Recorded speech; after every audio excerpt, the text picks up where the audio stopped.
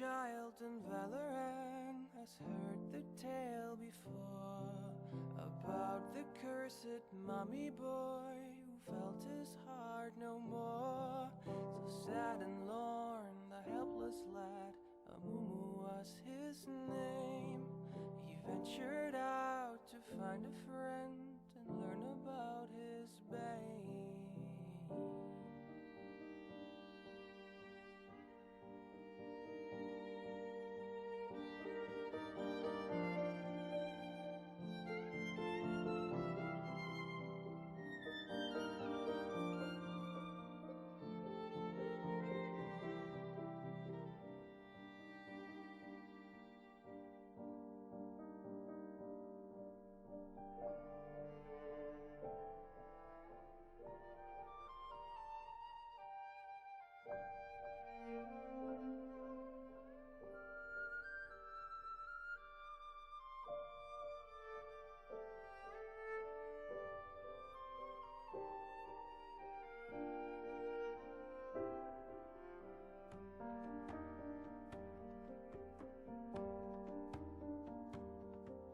For many years, young Amumu traveled through the lands, determined to make friends if only they would understand.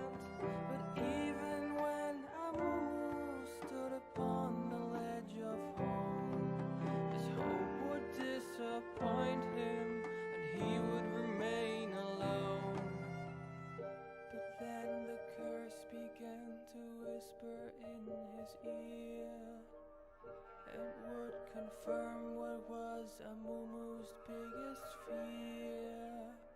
It pledged that never shall someone become his friend. It pledged that he shall be alone until his end. Sorrow and despair became too much to bear.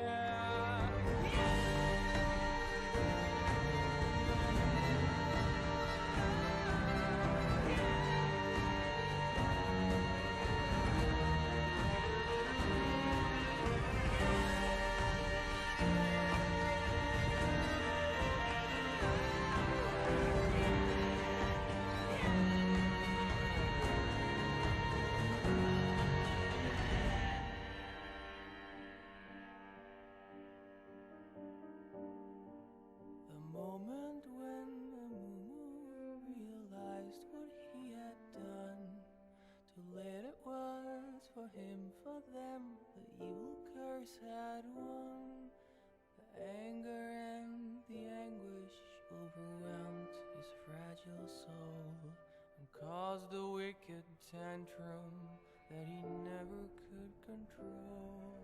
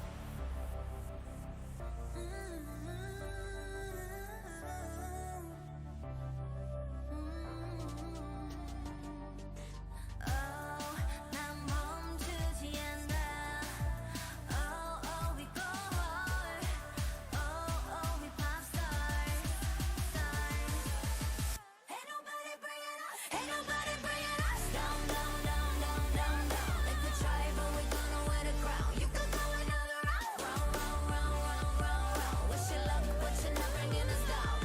We go hard, till we get it, we go hard. We so in it, we pop stars. Only winning, winning now. Ain't nobody bringing us down, down, down, down.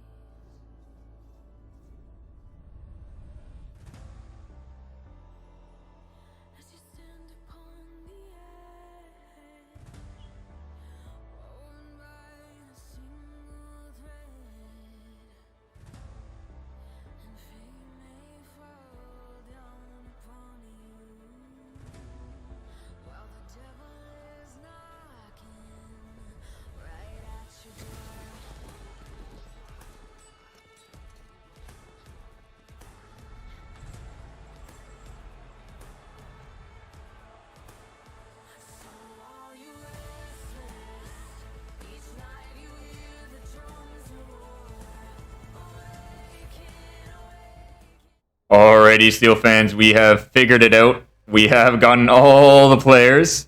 The stars have aligned, finally. I am the Dragon Rider. Joining me today is C9 Watts.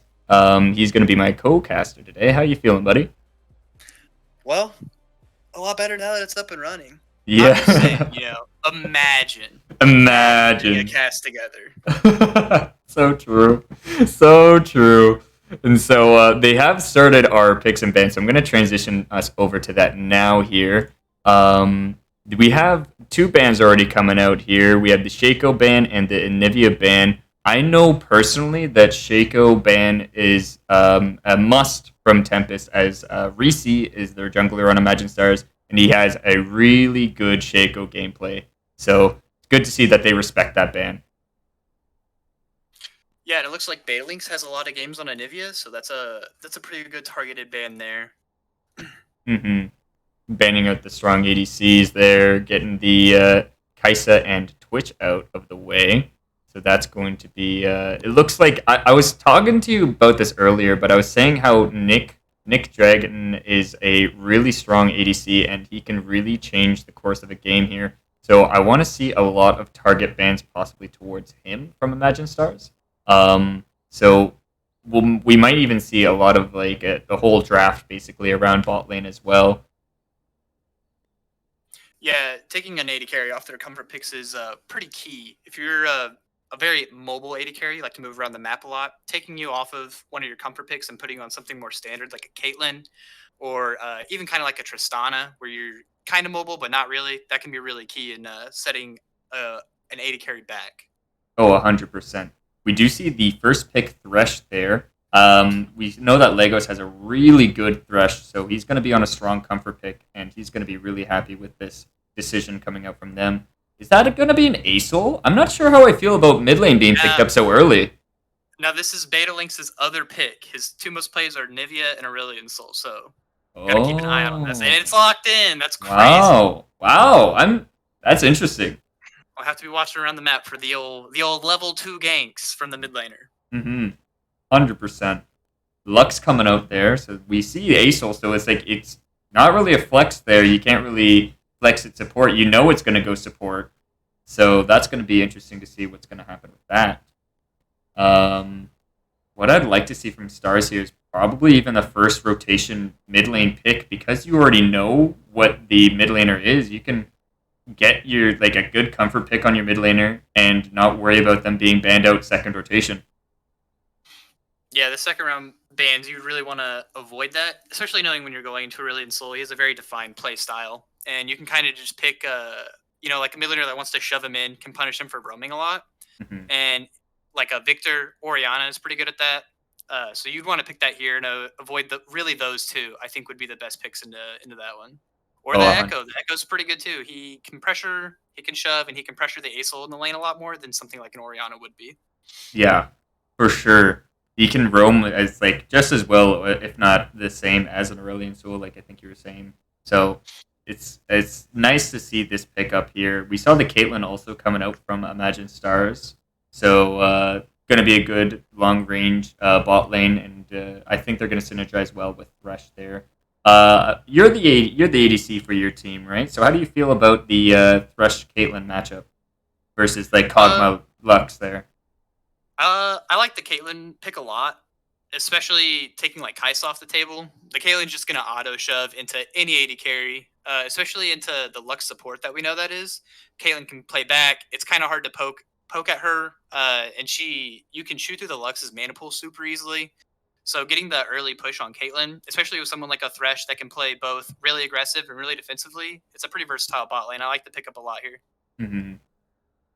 Second run of rotations there, we see that Tempest is targeting Reese again. Reese really likes the invisible champions. What can I say? You're getting that threat, that Evelyn out of there. He's been playing that a lot recently, so that's good to see it going to be taken off the table. And Cannon Band coming out as well. I'm not too familiar with Imagine Stars top laner, so it must be a comfort pick, I'm sure. You know who doesn't love some good old invisible champions? Not being Right? able to see your opponent is pretty fun and fair, I'd say. I saw an image. It was they talked about all the like Akshan, Shaco, and Evelyn just like top lane gank, and it's just a picture of like nothing. It's great. Yeah, really love to know when I'm getting ganked. It's super fun. Yeah, isn't it? Isn't it great? Such a fun mechanic. Amumu being picked up here as well. Very tanky frontliner, and I was talking to a couple friends actually about Amumu and saying like, is he broken? Is the double bandage toss, like the 3 second bandage toss, different? Like, make the champion absolutely broken? I know he's been performing at a much higher level here. So, what's your thoughts on that? Do you think Amumu's absolutely busted because of this? I think Amumu, specifically in support, is a little too much for me. The double bandage toss that you get really does put the champion over the edge. It's kind of what he was missing. I have seen some secret tech, some Amumu top lane. I don't know if that's what this is going to be Ooh, here, but I've seen that's it once or interesting. twice. Okay, okay. Now we'll be going in the jungle with the Riven pickup. So That's pretty spicy. that Ziggs is actually there was a little mistake there. They got last second timed out, so they were trying to lock in Ornn. So that Ziggs is an Ornn topside, which is really nice for their comp. Really brings in some good late game potential for them. And the Olaf still is actually Olaf. So picking up Ornn and Olaf there is going to be a really interesting early level one. Olaf being one of the best level one champs in the game. So we might even see a possible early invade coming out from Imagine Stars. Yeah, I like the Olaf pickup here a lot. Something just to punish the Amumu. He really thrives whenever he can just take his own jungle camps and really build himself towards that super tank, super hard engage style that he's known for. So Mhm. being able to pick something like the Olaf, get in his face a little bit, uh, especially with the Echo, the 2v2 is so sided towards the Echo and the Olaf. Acel can't really do a whole lot when he's in like a skirmish type situation. He really Mhm. wants those setups, shove the wave, fly into your lane, and kill you with a laner rather than a jungler. So I Mhm. think that's super lopsided for them. Mm. Now, Riven into Ornn there, it's pretty interesting. I feel like, imagine Tempest must really have a lot of faith in their top laners because it looks like they're a carry style laners, probably going to be doing a lot of PvP top side. So, what's your thoughts on the Riven versus Ornn matchup? Well, Ornn isn't supposed to be a lane bully, but we all know he kind of is sometimes. That champion's a little much. But I don't really like the Riven here. It's just way too feast or famine for me. Ornn's gonna be useful no matter what, even if you kill him a million times. If you don't, it's even worse for you. So I would have rather seen either like a hard carry, like super hard, like Fiora maybe, or just match him with like like a Gangplank or like a Malphite, something else that can weak side against them really well, rather than picking such a Feast or Famine champion like Riven. Yeah, I completely agree with you on that aspect as well. Just because Ornn, like when you play Ornn, I love Ornn. Okay, just a little fun tidbit about me. I love Ornn, and so like the best thing about Ornn is not laning with your opponent. And what I mean by this is by you just farm, you never fight, and you hit level 14. So as long as he doesn't die and can out CS this Riven, I think he's gonna be laughing the entire game. Yeah, if he starts like Corrupting Pot, even a Doran Shield, just maxes Q. I don't see how the Riven pick really fits into that. But I mean, if he has confidence, he might be able to do something. And if he does get a kill or two on the Ornn, or even on like a jungler, like if the Olaf walks up there a little too close, he will be off to the races. And I don't think Ornn has much in his kit to stop him after he gets just a little bit ahead. Yo, yeah, absolutely.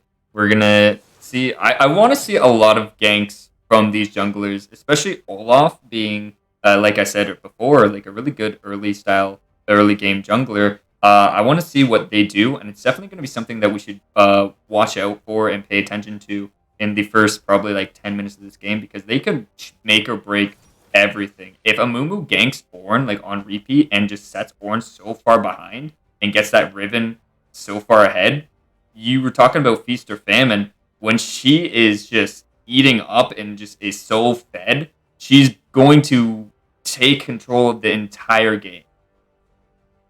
Yeah, we've all seen the nasty things Riven can do with the Gore Drinker under her belt, and it is it's not pretty for someone as an AD carry main. It's not pretty for me. Don't like that one. Yeah, I bet.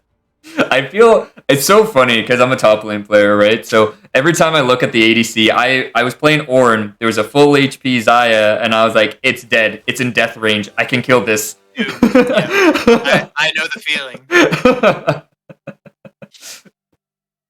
Yeah, hopefully we do see a lot of action from the Olaf. I think this draft's kind of all on him. If he can get bottom lane and gank them early, if the Caitlyn gets like even a little bit ahead on the Kog'Maw, that lane's kind of doomed. You can set him really far back. With the Lux there's not a whole ton of kill pressure, but if you can shove the wave, it's kind of hard for him to CS under the turret. You can take your bottom objectives and stuff. So I think they should play through bottom.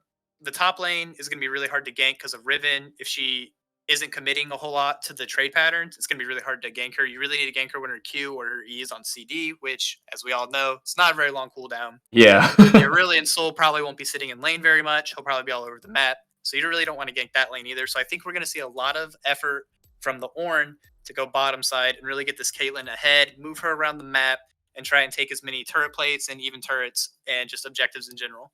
Yeah, objective gameplay is going to be vital for both sides as well. Just thinking about 5v5 here, let's just think this theory craft here. Like in a 5v5 scenario, we're fighting for a major objective. Which team takes the cake? So, if the Amumu can get in and get a really good ult and like they get a really solid engage, or even like an Aurelion Soul, like really big star, or like a Riven flank or something, if that engage works and it's like good and it's crisp and they get 1 or 2 kills with it, that's great. However, if that doesn't work out, I don't see how they can win from there. The Ornn like re-engage with his R, or even just to disengage along with the Olaf. If he doesn't instantly die, he's going to be sprinting at your Kog'Maw, and the Echo R reset, being able to buffer his HP a little bit and just like dive on the back line. And Caitlyn just being so long range, I don't see how she ever gets caught. And I feel like she's going to melt through their whole team. Even with Amumu, we assume he's going to build tank. Just Krakenslayer and the Lord Doms is pretty good here. And so if they don't really nail their engage, I'm all on the side of the Caitlyn. I believe in her. Mm-hmm.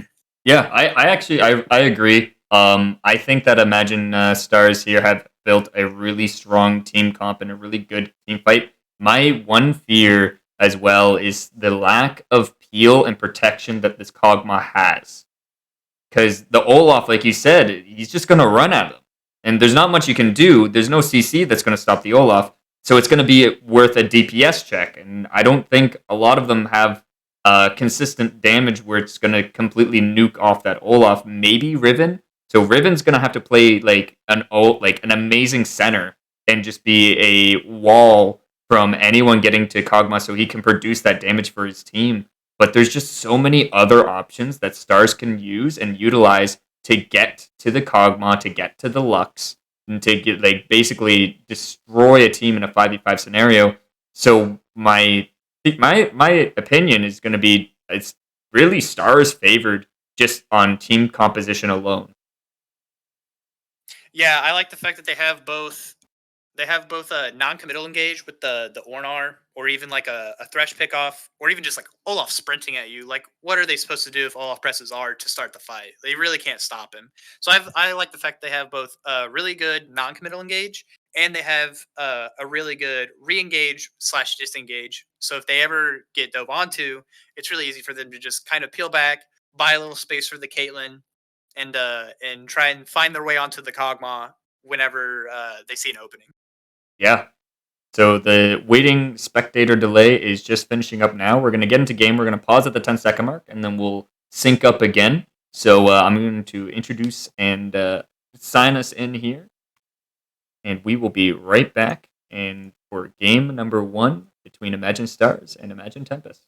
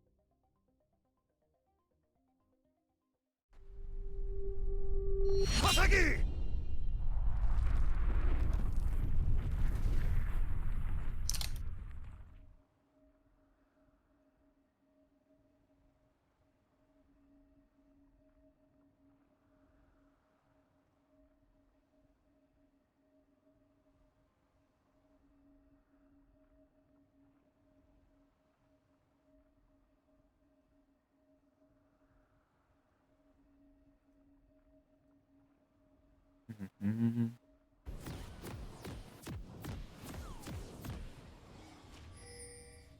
Okay, I'm ready when you are. I think I'm all good. Awesome. On 3, 1, 2, 3.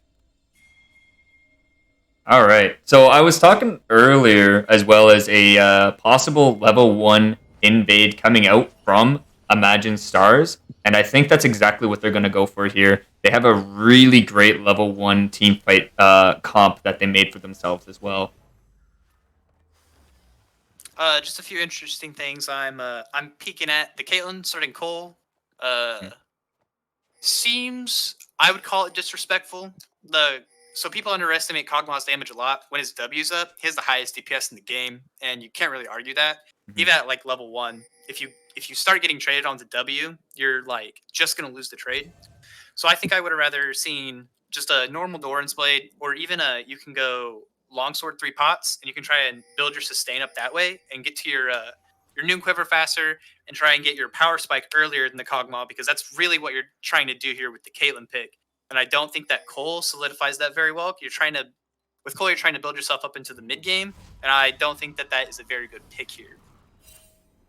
I like this ring around the rosy that they're doing. It's both teams having a little fun here. Ooh. Oh, there's going to be some cheesiness. The Imagine Stars team did stay, so let's see what they do with this. Here comes the Thresh. Hook is going to land on the Lux. Flashing from the Lux. First Blood going over to the Echo. And that is going to be a great start for Imagine Stars. They're going to be picking up this blue buff as well. And the kill going over to Echo is going to be real nice, as he can really snowball that lane with just a slight advantage. Yeah, he lost his flash there, but I don't think that's too big of a deal. You're not under a whole lot of kill threat from the Amumu Aurelion Soul. And he still has TP, so even if his wave's a little weird, TP kind of fixes all your lane problems, most of the time. So I think that's a really good pickup here. He'll be able to back back super early and get a Doran's Ring if he wants, or maybe just try and buy towards a Lost Chapter if he stays in lane for a little longer. Yeah. Thresh not landing that hook right there, but is still fine. He can still zone off the Kog'Maw Lux, and that's another thing worth noting as well is the amount of disengage and re-engage from this Thresh bot side is going to be really nice and really oppressive for the Kog'Maw and Lux. Yeah, Thresh is just one of my favorite champions in the whole game. His ability to play both aggressively and defensively is something that really no other champion in the game has. Whenever I play support, I play Thresh, and I'm most happy whenever I see a Thresh in my lane as the AD carry. Oh, yeah. Good trades happening top side there. The Riven's going to be getting level 3 first, and she might be looking for something, but with Ornn being under turret, there's not much you can really do. I want to see a little bit more wave management coming in from the Ornn, as it's going to be really key for him in this lane. And I think they're doing a great job, actually, for doing that. Yeah, getting shoved in isn't the best, but the wave is right outside his turret, kind of where you want it. You don't want it shoved in all the way. Another thing, the Kog'Maw started Thorn Shield. I'm a big fan of that into this Caitlyn lane. You're trying just to not get chunked out. You're really in this lane to farm it out and try and not miss as many creeps as possible. Staying in the lane for extended periods of time is really where he wants to be at. Aurelion Sol having to flash this, but is going to do some more chip damage onto the Olaf and Echo. The top lane fight is going to skirmish, and chat was saying it's Riven favored, and they weren't wrong. Riven getting a solo kill onto the Ornn is going to be really nice for her. Yeah, she should be able to push this wave out. He's gonna TP back. That's pretty good. It was a close 1v1, but yeah, the Riven coming out there just a hair more damage than the Ornn. Yeah, and that's all you really need for that lane, right? It's just that sliver of damage, that sliver of calculations. So I want to hopefully that they can keep this up and keep up that pressure for the rest of the laning phase. Ornn did get a cloth armor on that back, but I don't know how relevant that's going to be with the Riven super far ahead here now. There's an engage happening top bot side there. The exhaust going down onto the Caitlyn. The Kog'Maw is going to be trying to go forward here and trying to get some additional chip damage. Echo going underneath the turret. Barrier coming out, and Beta Link's actually getting the kill onto Echo. Great performance by him, and good use of the tower. A little bit of greed coming out from that Echo.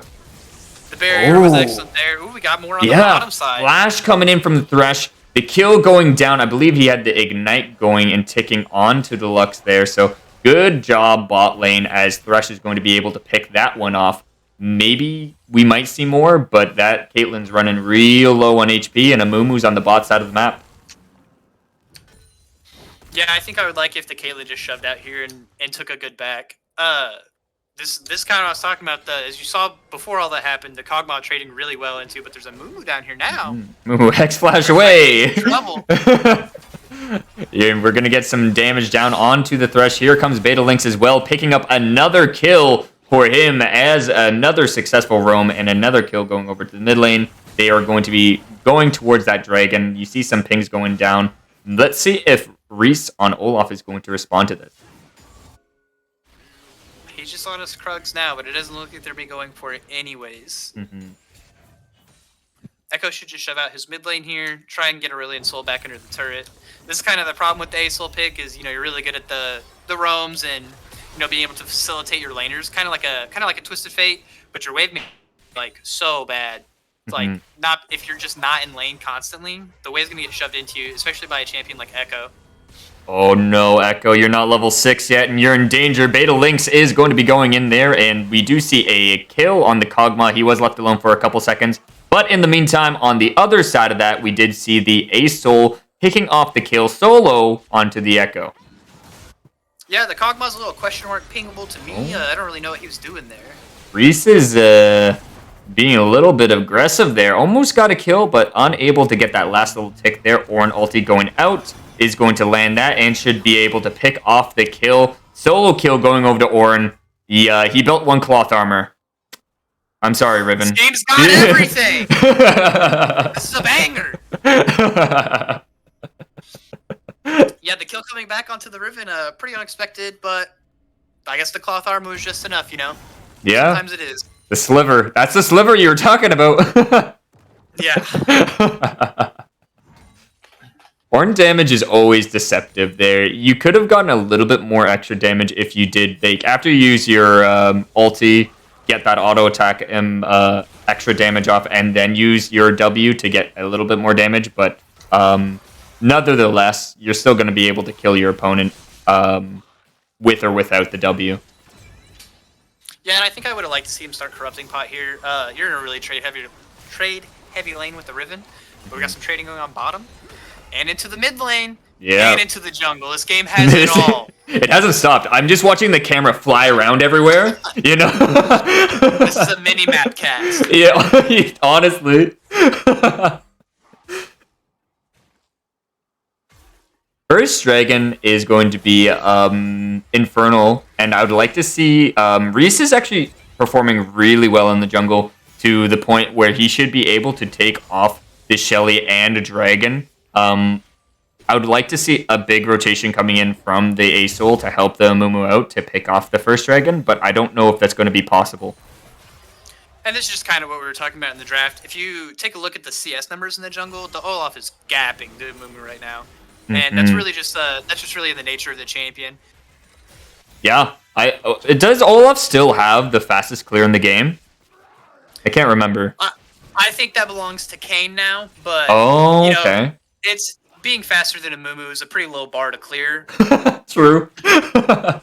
That's fair. The Mumu has been facilitating a little bit more, but the Olaf clear speed is just so crazy, especially now that he has the Iron Spike Whip. He's gonna be just zooming through his camps as quickly as possible. He's really gonna get ahead of the Amumu here.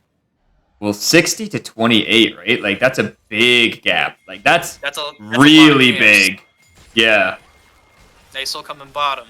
Okay, so they do get the pick onto the Thresh there. Here comes the Asol getting another kill onto the Thresh.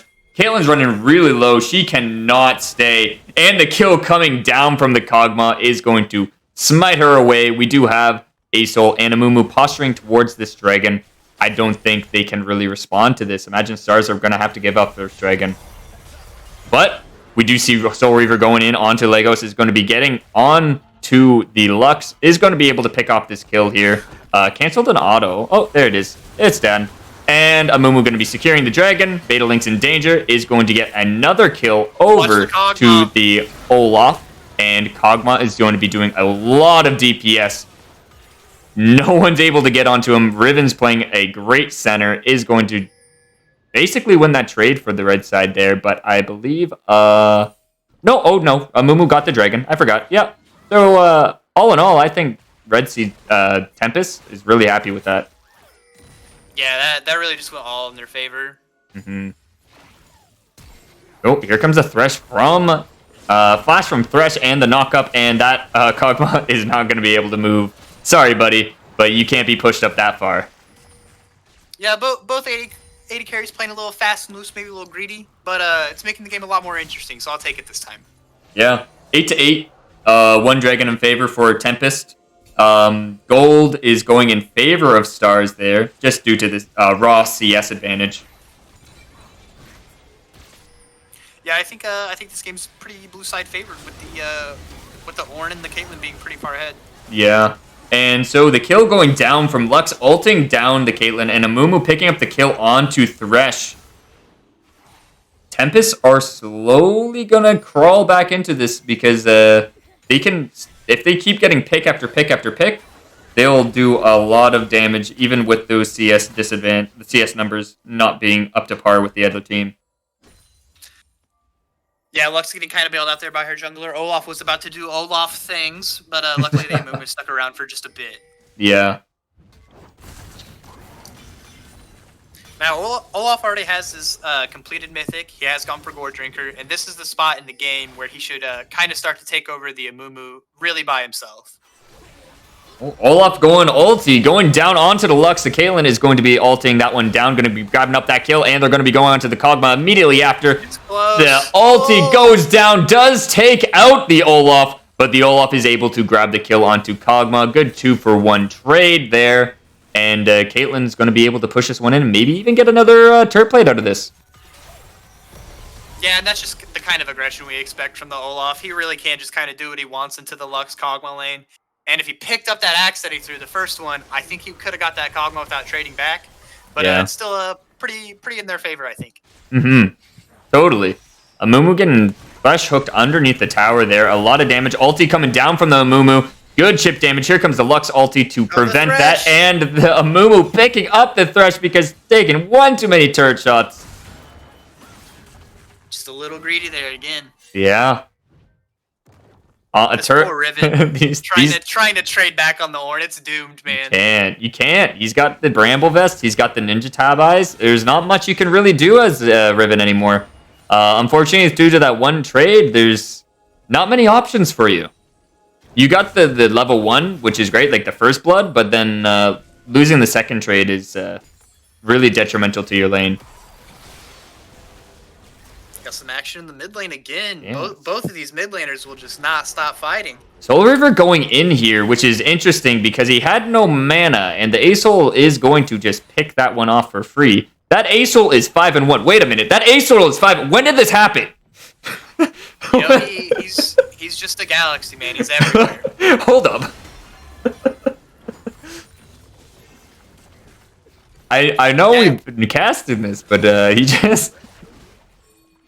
I guess he's just been picking up every single kill as soon like every roam has almost been successful, so it does make sense. He's been piloting it pretty well. He's been all over the map, mostly on the bottom side. So picking up all these kills is just gonna happen, you know, some amount of the time.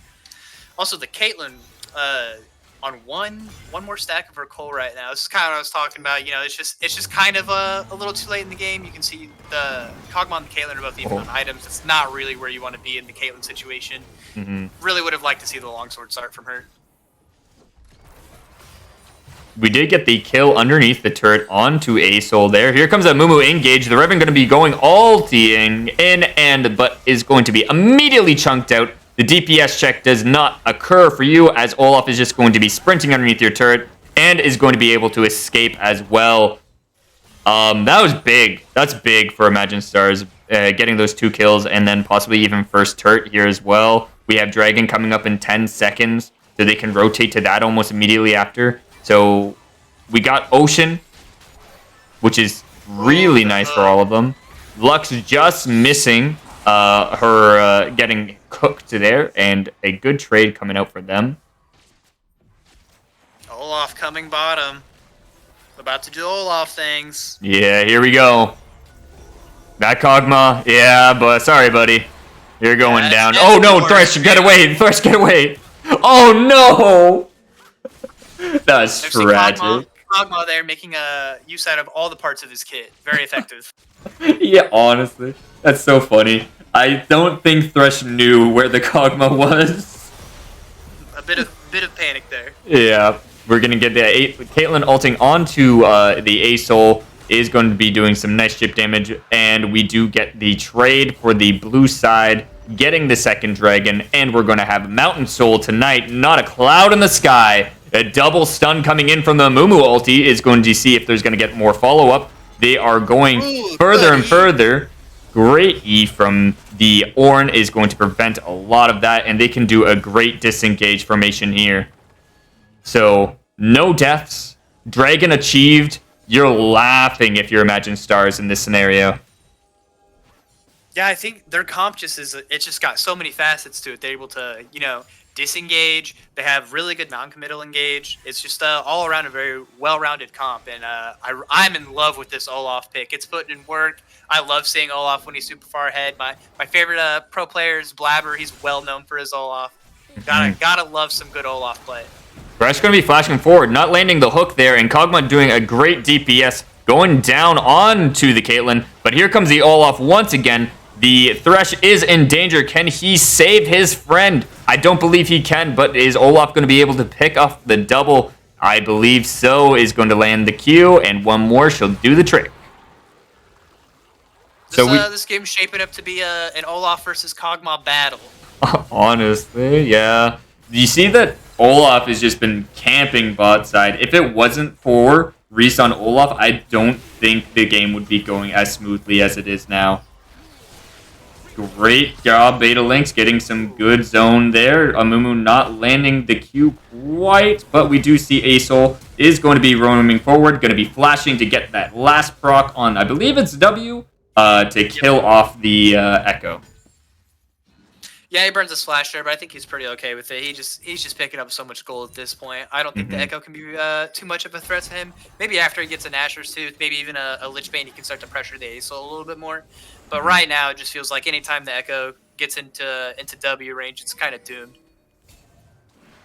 Now, they are posturing around Shelly. It's always been a major debate if second Shelly's even worth it, but they did add a little bit more experience and more gold to it, so if you can chunk it down really fast and have time management and be coordinated with your team, it should be fine. You do see the Olaf going immediately on to the Lux, is going to take the kill rather than the objective, and they're going to be looking for more. Amumu getting a nice two-man stun off. The Riven is going to be picking off the Thresh. Echo is going to be trying to do as much as he can. Beta Lynx landing a great stun on Asol and may be able to get out of there. Or Riven picking off the Echo there, and then the Olaf. There's not much you can do. You're right. As they're going to be going in and going to be picking off yet another kill there. 3 kills going on for the Olaf. Kog'Maw getting a solo kill in the bot lane against the Caitlyn. Olaf is just on a rampage. Yeah, I like the idea of the Herald there. Your team comp doesn't do very much. It's kind of hard to siege, and at this point, you're not really very good at diving into the Ornn and the Echo. So I kind of like setting up around just, an objective, asking them to come to you. But the problem is the Olaf. This man is so strong. You have to respect him. Coming at any different angle, you have to ward your flanks and just try and keep tabs on him as much as possible.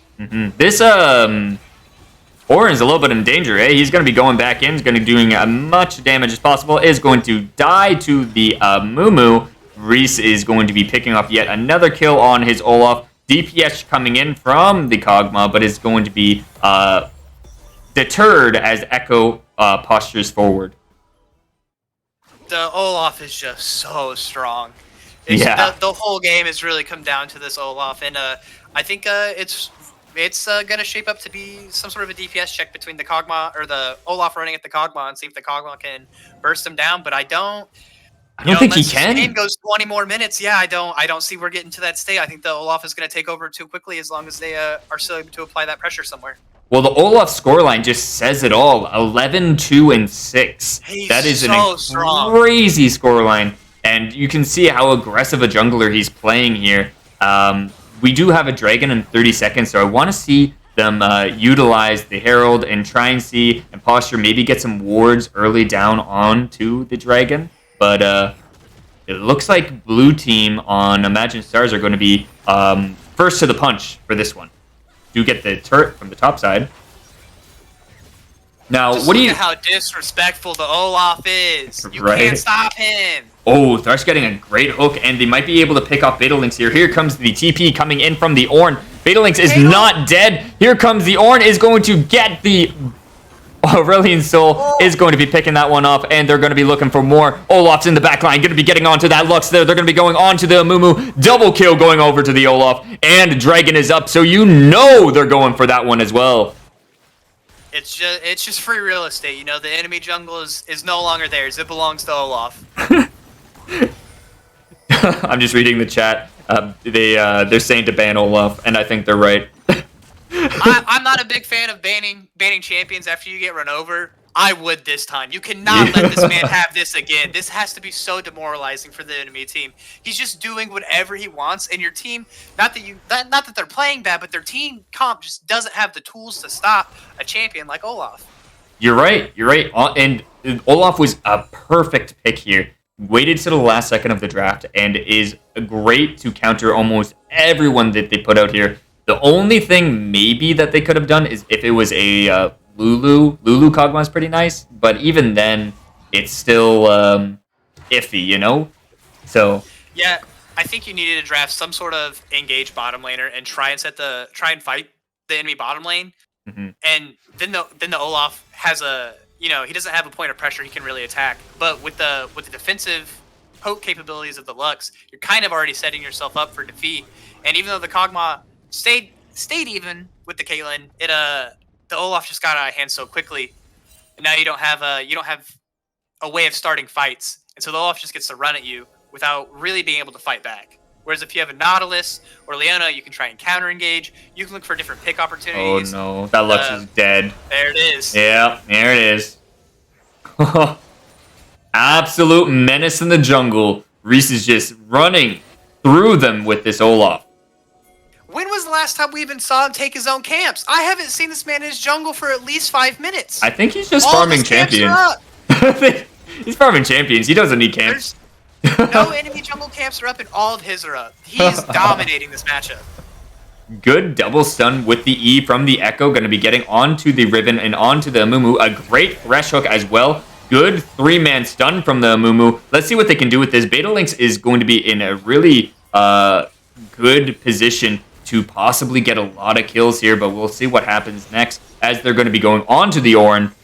Thresh going to be landing some Qs, going to be posturing forward. Echo is going to be going on to the Kog'Maw, is going to die immediately after that. The DPS check does go in favor of Imagine Tempest, and you do see the double kill going over to the Aurelion Sol. DPS check coming out as well. Caitlyn getting a nice double kill, but the Ornn is still doing a lot of DPS. The Aurelion Sol going on to the Caitlyn, getting that kill, and now he's going to be going on to the Ornn as well. Was that an unofficial penta? No. Maybe. I wasn't paying too much attention. I was really my jaw was on the floor from the Echo missing his chrono shift back. That is so big. If he doesn't die there and he can reset his health bar with the Kog'Maw at 1 HP, he's able to maybe go in, like re-dive with the Olaf around side him. But the Olaf, after popping his ult in the around the Baron pit, just kind of didn't have a way in with the Lux standing right there. So the chrono shift there missing that was really big. Yeah, it's really unfortunate to see, and it's really detrimental. If you're gonna make a play like that, you gotta make it work, right? Like that was so it was so like aggressive from the Echo just to go into the entire team and say, "I'm gonna kill the Kog'Maw," but not be able to, you know, like. Yeah, it was a very good attempt, and it was extremely aggressive. I think it was the correct play. You're able to just like beat up the Kog'Maw without really taking any damage back with the R, but. Yeah, you know, if you don't press R and you die, that play kind of sucks. Now, our next objective is going to be in 1 minute. It's going to be another Mountain Drake there. We do have Baron up as well. Do you think that possibly that Imagine... Because if I was Imagine Tempest, maybe I'll be posturing around Baron more than this Dragon. Take the Baron when they start going for the Dragon, and it looks exactly what they're doing right now, actually. So Tempest going on to Baron. See if they can DPS this one down fast enough. Yeah, Olaf isn't here, and they do have a Kog'Maw, so it's looking like it's going to be theirs. Maybe Ornn can come up with a clutch steal here with the R. No, unlucky. They do reap the rewards, and I think they're all going to get out scot-free from that as well. Ooh, have your cake and eat it too. Echo goes down. This man is saving his ult for the next game. Come on, man. You got to hit those. Yeah, I mean, honestly, in that situation, it's hard to say to even use ulti just because you're surrounded by 5 people. At best, you just should not be there. Here comes a nice engage from the Lux and the Amumu going to be trying to pick this one off. These guys are going to have that Baron buff. It's going to give them additional 30 AD and AP. So if they're going to be going for a 5v5 team fight, this is the time. Respectable to try and steal that with a Q, but Amumu is going to smite that one away from you. That was very cute. And I don't know what happened to Reese. You know, he was playing so aggressive. Fights, he just hasn't been around. He was like in Red Side's blue quadrant when they were taking Baron. None of their camps were up. I don't know if he was just scouting or what. So, you know, these last couple minutes, he's kind of dropped the ball. So hopefully he can get back in it. Yeah, you're right. He just was out positioned there, and Imagine Tempest with their macro play was phenomenal there, and they are just laughing right now. Let's hopefully see a possible Baron buff power play going on. Right now they're around 46 there, so let's see if they can even up the score or the gold difference. And I think this Baron is huge. One, you got it free. Ooh. What's going on here? Amumu? Hopefully you're ready to kill this. Olaf's going to be ulting. He's going to run away. I Yeah. think it's yeah. At least you got the Olaf to use ulti. I mean, there's that. Yeah. It'll be up in 30 seconds, but they do have a window. But with the Baron, this Baron's like so good. You got it for free. You didn't spend anything for it, and their comp is really bad at sieging. Like Kog'Maw, not good at taking turrets, and you're really not that good at diving. You know, your Aurelion Soul doesn't have a whole bunch of consistent damage, and so it's really important to get this Baron and start chipping away at all those turrets, because when there's an Olaf standing there and you don't have the Baron, your Kog'Maw's going to be looking real squishy. I agree. Another thing worth noting as well in this game is that the Ornn is now reaching level 15, 14, so he's gotten to give some upgrades, which is basically 1,000 gold in just stat value. So let's see where he puts that. I think, has he given it to anyone yet? He has not. He's not given to anyone yet. Yo, there's the Caitlyn. Caitlyn got one, and I expect Olaf should be getting it this second time, for the second one. Yeah, I think I like give it to Caitlyn first here. As much as the Olaf is running over the game, you really need your AD carry to step up here and start killing some frontliners. That was a clean Thresh Q over the wall. They do pick off that Lux there as well, though. And Kog'Maw, going to be the aggressive puppers that he is going to be doing a 1-for-1 trade, taking the Thresh. They're going to be fighting in the bot side there. Beta Lynx on the Asol is going to be picking that one off. TP in the mid lane. Here comes Riven ulting in, is going to try and do something with this, and we do see the Ornn being so tanky. I'm not sure if there's going to be anything you can do. Heal coming out from the Caitlyn is going to survive, and they do grab the pick onto the Riven. So a little bit of an aggressive play. I don't think there must have been some miscommunication there, because that Kog'Maw was not in position. Yeah. I would have liked to see whenever they hit the hook on the Kog'Maw, the Ornn ended up ulting the Lux, which is standing in front. I would have much rather liked to see him go for the Kog'Maw, the big play. The Lux isn't worth very much gold and kind of not doing much at this point. If you can kill the Kog'Maw, that really facilitates you to be able to do other things around the map. But if he's alive, he's just gonna shred your Ornn. I want to Ornn. You gotta give your ornaments out there, buddy. You've only given it to Caitlyn. That's a lot of like gold value, and it can really change a team fight. You're going to be onto the Kog'Maw as we speak, though. Thresh is going to be trying to Q that, but is not going to land. Kog'Maw is going to fall. And that is, like we said before, a big fear is the lack of peel for this Kog'Maw. He's going to have to have amazing positioning in all of these team fights. It's not quite Christmas yet. You know, we got a couple more months, so he's just waiting for that to give out all his free items. Ornn has given it to Thresh, which is interesting to me. But he should have. You know, it's better than no one. Right?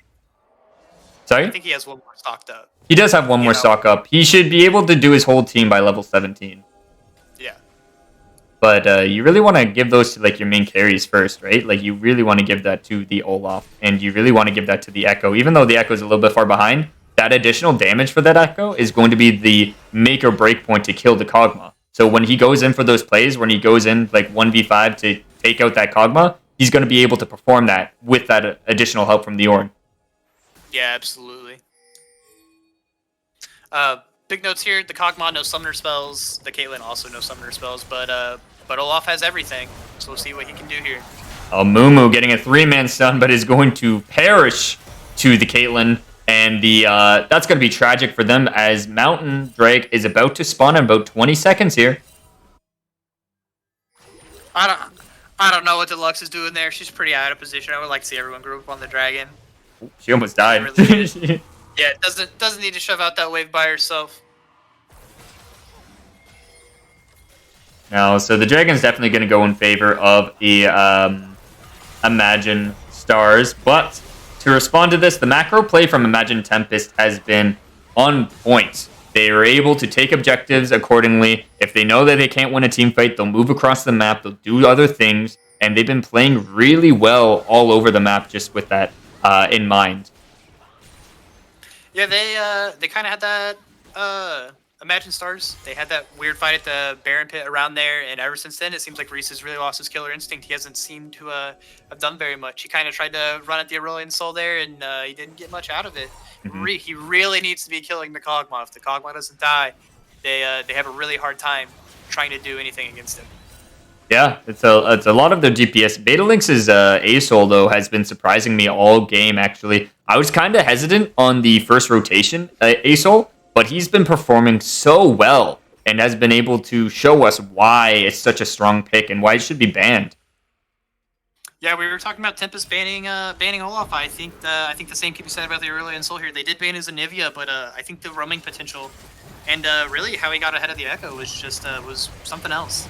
Amumu is going to be saved by the Kog'Maw, but then they're going to take that one out with a double knockup from that Ornn there is going to be killing that off. Riven in the back line, going to see if she can get some more damage out. They do get the Caitlyn, but I don't think there's going to be anything more of that. Riven's going to be falling down to the Echo, and they're going to be looking onto Beta Lynx's Asol, and here comes Reese. He's just coming around the corner. So, Ragnarok, so I don't think he's going to get very much here, but he is scary nonetheless. No, yeah, a 3-for-2 exchange in favor of Imagine Stars. You're going to take those and you're going to run with it. And the game's still really close. It's honestly anyone's game. It's going to come down to objective taking and better macro play.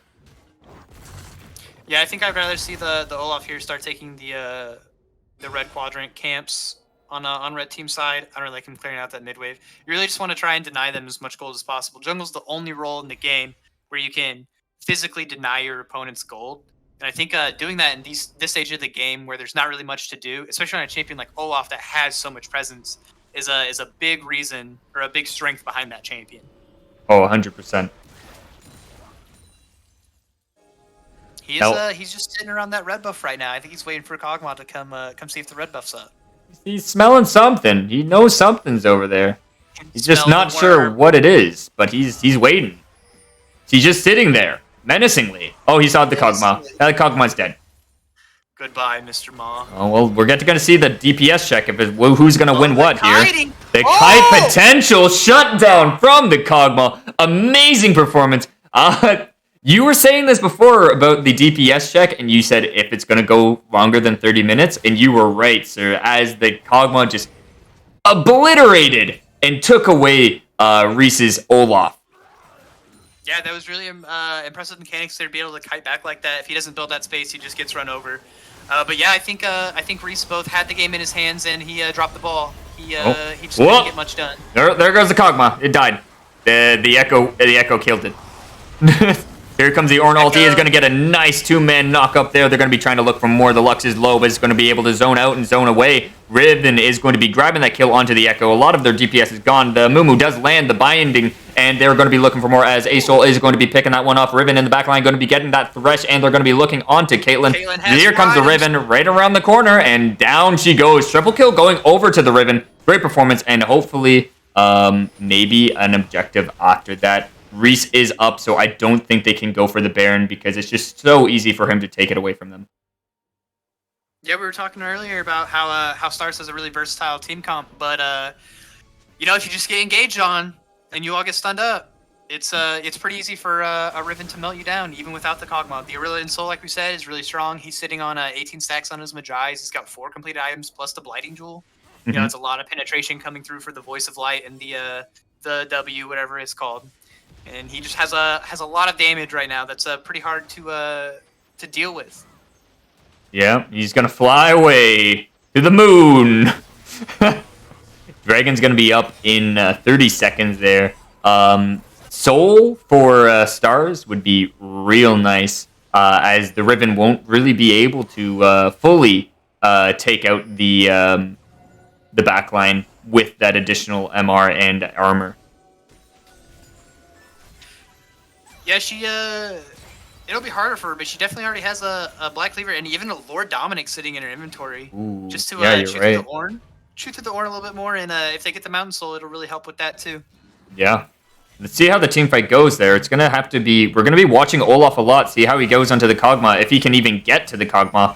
Ornn's gonna have to have a great ulti as well. Let's see what goes on though. Everyone's posturing. It's just a little dance in the jungle here. Little river fiasco. I'm going to zoom out so I can see everything here. And we're going to have an Amumu going in with an ulti going in onto the Caitlyn. Here comes the Ornn ulti. Is going to be landing onto 2 people. They do grab the Lux. They do grab the Amumu. The junglers are down, but down goes the Echo. But Caitlyn's going to be picking off that Riven. That's a lot of their damage. Is the Kog'Maw going to be able to kite that one out? He is in a bad position, and he does fall. And Beta Lynx is in danger as Reese is around the corner, and they are going to be lapping their way as a quadra kill goes over to Caitlyn. and they are going to be picking off that dragon, giving them soul. Where did the Kog'Maw go? He looked so good. It looked like he was in such a good spot, and I blinked and he was off of my screen. He ran into 3 of them. All right, well, that's a little less exciting. But their Nexus is open now. Yeah, there is that. So that brings a whole new list of opportunities for Imagine Tempest as well. Maybe they can go for a secret Expeke backdoor. So Imagine Stars are going to have to really play around that. They're going to be picking off this Baron. That's going to help them a lot for positioning for just in case if anyone does go for that backboard potential. I believe the inhibitor should be coming up soon. I don't quite remember when they got it, though. I think it's like maybe another minute or so left on it. Do you remember? It should be up sometime soon. The Riven does have TP for some sort of backdoor play, and Early and Soul being able to fly across the map at 1,000,000 miles an hour will also help with that. Oh, so, yeah. If Blue Team finds themselves in a bad spot again, the game might just end. Could we really? That would be so funny seeing just Aurelion Soul fly over top of everyone and just like go into the Nexus. Yeah. Puking on your Nexus. Yeah. Yeah. Well, there's not much they can really do for another 3 minutes there, just because of the Baron buff, and they can recall super fast. So, see what happens next. I think that Lux is dead. Yeah, that Lux is dead. Weird Zonius. Yeah, you know.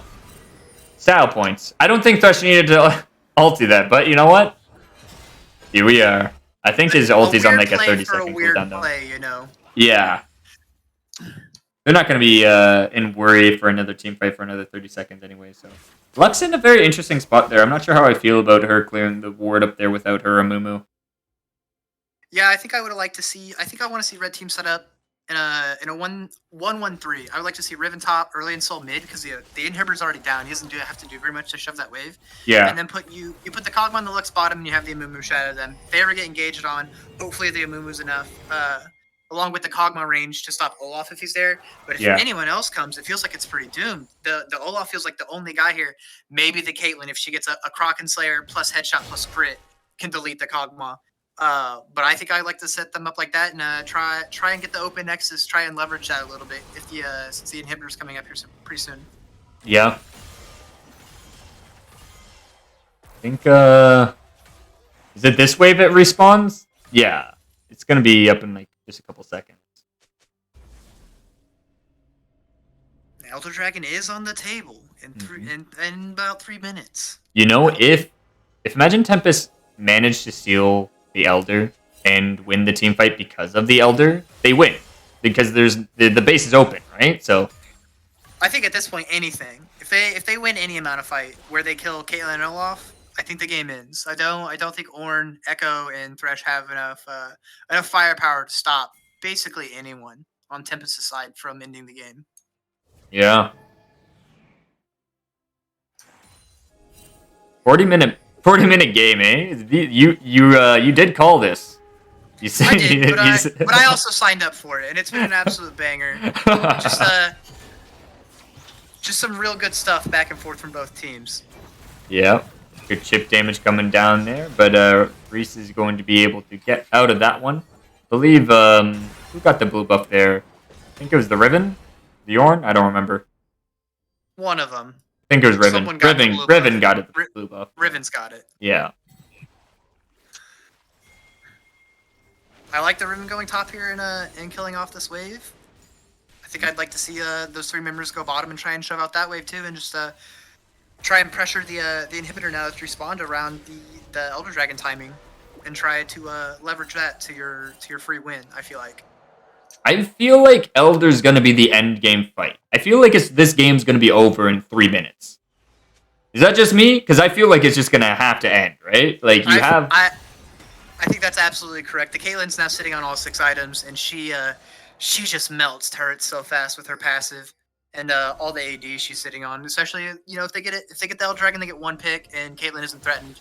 I think the game will just end even without. Oh, DPS check. Here we go. There's going on to the Kog'Maw. They do get the pull onto the Amumu. The GA coming down. They do have a lot of potential here. The Aurelion Soul needs to position just a little bit more, almost killing off all those people. We get 1 kill, 2 kill, 3 kills. Lux, Kog'Maw, and Amumu all down. And then we have the Olaf falling, the Caitlyn falling, and the Thresh Oh! falling. The Echo has fallen as well. It is a 1-for-1. Betalings have to really be careful here. The Ornn's still full HP. You're going to have to reset. But Ornn's not going to be able to do much, honestly. He's just kind of like, yeah, I'm the last one alive, boys. Time for me to solo the Elder. A 41-minute team fight. 4 for 4. Just the top laner and the mid laner surviving. This is a crazy game. Yeah. Aurelian Soul can't go back to go over the... It would be really funny if he just kind of flew over the Ornn just to get the inhibitor and then run away after. That would be excellent. But we're seeing, I think, everyone in the game now, besides support and the Echo. They're all sitting on 6 items, so these champions are all strong as they're gonna get. And I think we said it in the pregame. I think the Ornn team is they have so much of an innate gold advantage just in the stats of the Ornn passive. And I think I'd really like to see Caitlyn here sell her collector and pick up either a Phantom Dancer or even just a GA. If she sells her boots and the collector gets a Phantom Dancer and GA, I think that game is she's gonna have much more of a say in what happens in these team fights. For sure. This is going to be the last fight. This has to be the last fight. There's no way that either team gives up the winning the game after this. So we're going to get the Elder is going to be going down, being chunked down here. It's going to be a smite fight, 50-50 gameplay. Here comes the Ornn, and Amumu does grab it. He's going to be looking for more count. What's the DPS? Echo in the back. Amumu is going to be getting some nice damage. Kog'Maw is going to be chunking them down. No one's on the Kog'Maw. There's no way, as they are going to be fronting onto the Echo here. I'm gonna call it. I'm gonna call it. That's all you gotta do. You just gotta run it in now. You don't even need the wave. No. The inhibitor's open and the base is open. You just need to go take it. Kog'Maw, an amazing play by him, and the great positioning as well. The Amumu chunking down. Great job on Tempest, zoning Reese from getting into the pit to do even a 50-50 smite fight with the Amumu is more impressive as well. Here comes the Olaf. He's going to be able to kill off the Amumu, but Kog'Maw's just going to, do Kog'Maw things and yell at the Nexus. Just padding his stats a little bit with that last kill there. Yeah, exactly.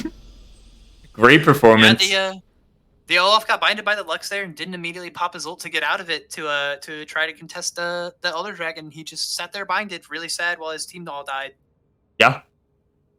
Close game. I'm super excited to see what both these teams are going to offer for the next game. We're going to take a quick intermission, and then we'll be jumping into Game 2 of Imagine Tempest versus Imagine Stars.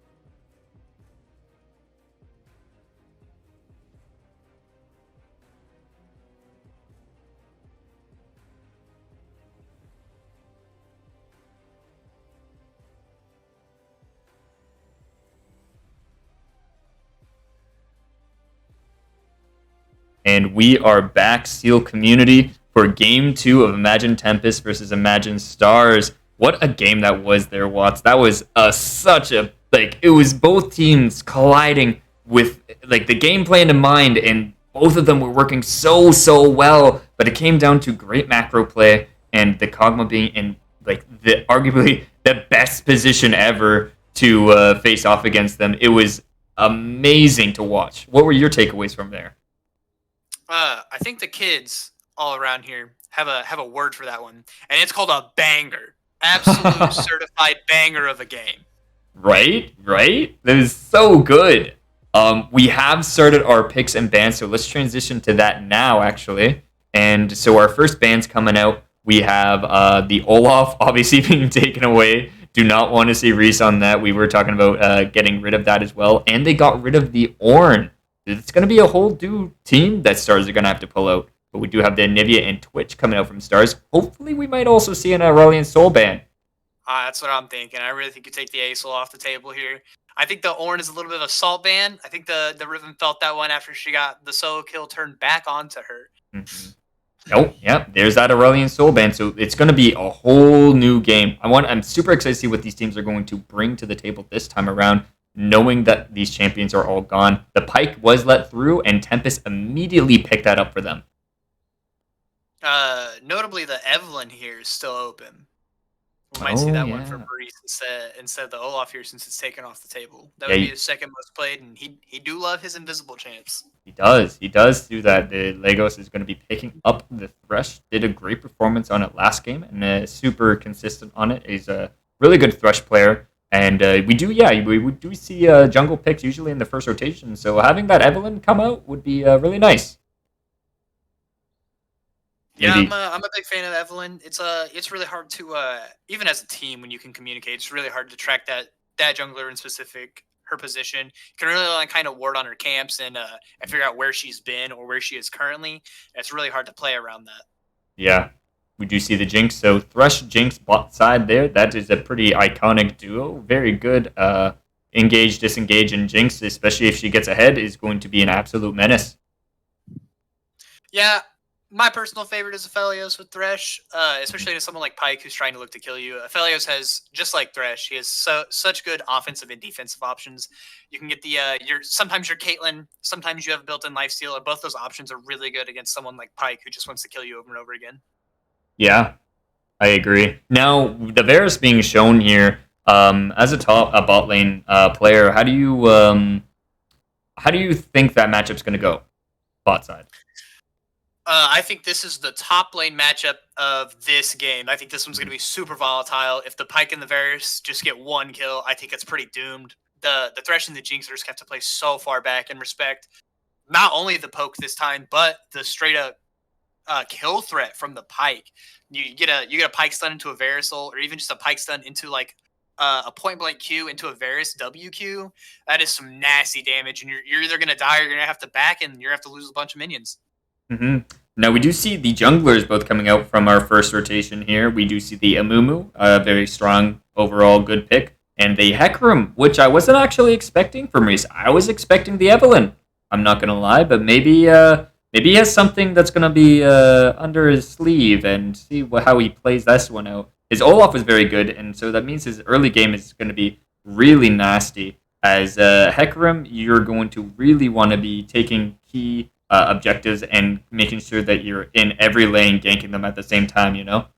Yeah, as good as their team comp, and we praised them a lot for this last game, their team comp was very versatile, but the one thing that they were lacking, if anything, was a very hard, super committed engage. They had the Ornn, but that's kind of non-committal, and putting him on the Hecarim really just, instead of the Olaf this time, he goes in and he's in there, you can't get out. And it really facilitates your whole team trying to get in the back line along with you instead of just dying to a Kog'Maw. Mm-hmm. Now, I'm not sure who's going to get counterpick here. Counterpick potential, I should say. Is it going to be the mid laner or the top laner? I'd like to give it to the mid laner, but it looks like it's going to be top side who's going to get our counterpick this game. Corki being hovered here. That's an interesting pick. Yeah, neither team picking their solo lanes up until this Corki pick. I'm a big fan of that. I feel like solo lane pressure is pretty good in this meta around playing your jungler and your 2v2s a lot, Hmm. especially with bottom lane being so volatile. Specifically in this game, picking either a stable or another volatile matchup is pretty good. Yeah. Diana being hovered here should be pretty good on Imagine Tempest there. And going right to the Gnar. I know we're not supposed to talk about hovers, but there's the Diana. Oh, it's back. But before I really wanted it to be picked, I wanted it to be Diana jungle, a Mumu top. So here it's gonna be a Mumu. It's gonna be a Mumu jungle, not on top lane, Diana in the mid lane. But I'm really feeling that a Mumu top. I think someone's gonna pick it eventually. I just feel like a Mumu top doesn't have the mana management that it needs, you know? I don't think it's very good, but Mm-hmm. I do want to see it still. I'm not in the top lane. That one's not my problem. Mm-hmm. Yasuo being picked up here is going to be. Does that counter Gnar? I know that. I'm not sure. I don't know if Yasuo really beats Gnar. It could. Depends on. I feel like it's just a skill matchup at that point. Yeah, I'm pretty sure back in the day this used to be considered a pretty hard counter pick, the Yasuo into the Gnar. You can block both the first and the second half of his boomerang. So what you can do is in very skill intensive matchup, you can if he throws his boomerang and it hits you or hits the wave or whatever, you can wait until it starts coming back to him. He'll position himself in order to catch it, and then you can W and cut off the receiving end of the boomerang, puts it on a really long cooldown, and now he's exactly where you want him. And in his mini form, he actually has some of the least base stats in the game. He's extremely fragile. He's really low range, and especially without his Q, it is very hard for him to do basically anything if the Yasuo has already wind walled his Q off and has eat onto him. Mm-hmm. Something also worth noting is that Stars' top laner showed up. He's back. Nice. They got subbed out the first game. But let's see how they perform this time around. Maybe it's going to be a different situation topside. Yeah, I think the top lane is super volatile, and I think the Gnar can be abused a lot. Gnar's a pretty good blind pickable champion, just because he offers so much. But the Yasuo, I think, is just gonna dookie on him. I think it's gonna be such a hard counter pick up until 6 that I don't think the Gnar is gonna be able to even attempt to touch the wave. I think he's just gonna get zoned off super hard by the Yasuo, and if Hecarim ever shows up there, he's dead. If the Amumu ever shows up top, I feel like the Yasuo still has a chance. 2v1 him, he dodges a Q. You think? The Gnar doesn't have his Q, and I think it'll be pretty doomed. I'm on the fence on that one just because I don't know if Yasuo has enough escapes. But you could be right. It really depends on wave management to me. But yeah, I think Yasuo would definitely pre-6 going to be an absolute menace to this Gnar. And if they do play it out the way that I think it's going to be played out, then Yasuo is going to be really favored in this top lane matchup, like you were saying. But it can really go either way if you have a jungler constantly in your lane. Yeah, another thing to notice is that the Yasuo team doesn't have a whole lot of stuff to facilitate his ultimate, so it's really just gonna be just him.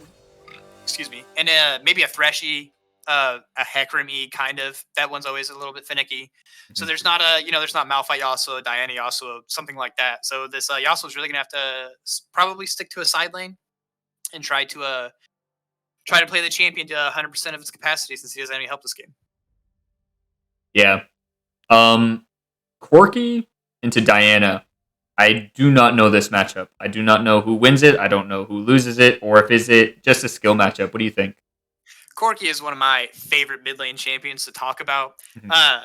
He's so oppressive into melee champions that basically every matchup he's in is a skill matchup.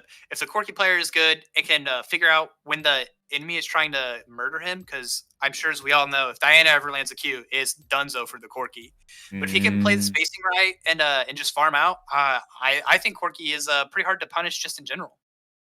That's fair. That's it. Yeah, it's going to be really intensive. I'm watching what they do with that. A lot of pressure coming in from our junglers there. We talked about our bot lane matchup before, But I want to know what each team's win cons do you think are, because like it looks like, or like the Yasuo, Hecarim, and everyone on Imagine Stars there, they're going to be looking for some heavily focusing around team fights around quirky packages, and that's just me thinking.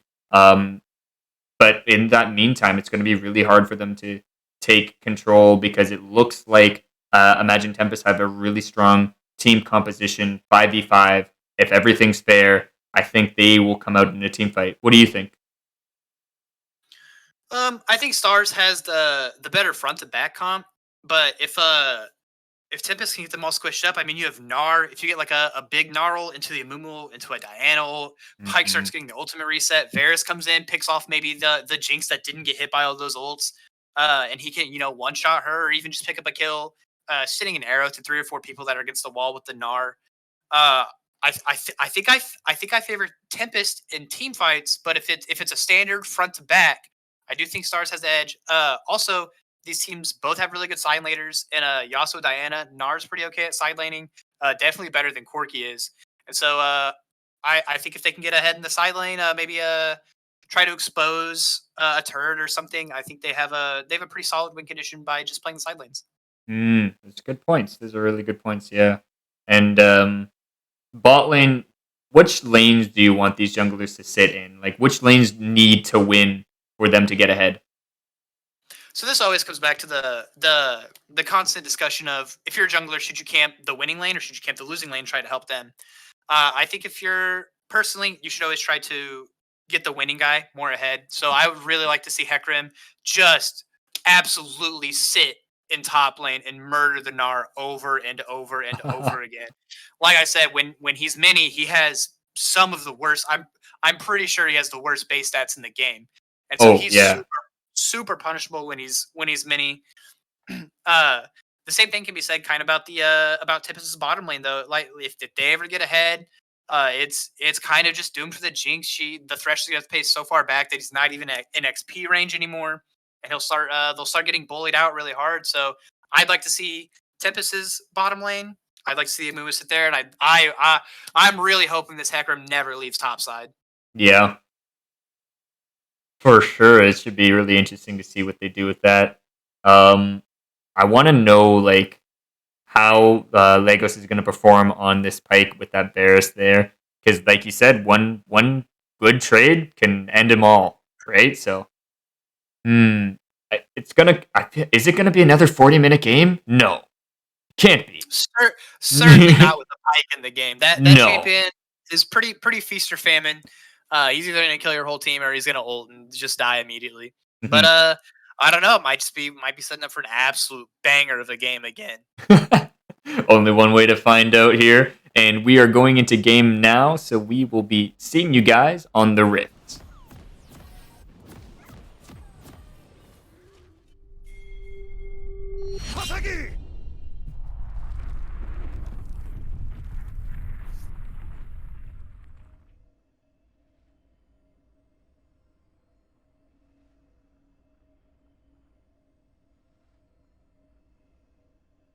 All right, I am set up and I am paused at 10. Are you all set to go? I'm good to go. Let's start this absolute banger. Alrighty, let's go on 3. 1, 2, 3.